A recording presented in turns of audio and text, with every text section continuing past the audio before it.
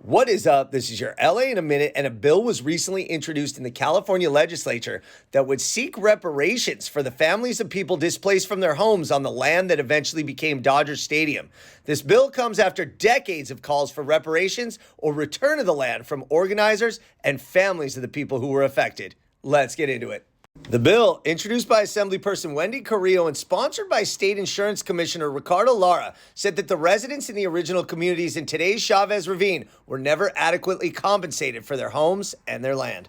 The land was originally the site of three predominantly Mexican-American communities known as Palo Verde, La Loma, and Bishop. There were roughly 1,800 families who lived on those 300-plus acres.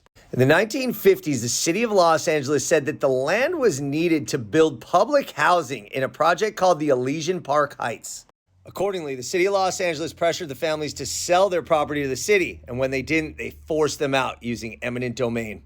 The residents who refused to leave were physically removed by law enforcement before their homes were literally bulldozed.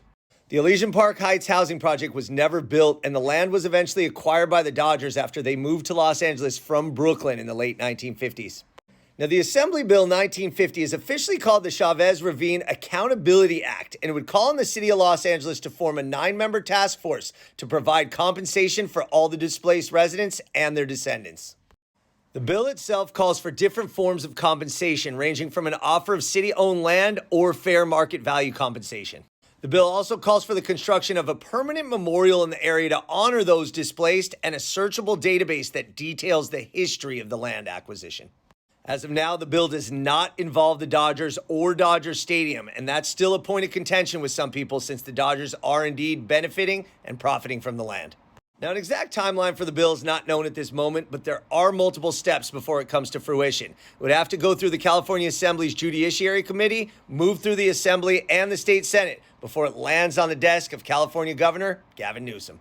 As the bill is currently written, it would require the database of former residents to be ready by January 1st, 2027, and that database would have to be completed before the compensation process could begin.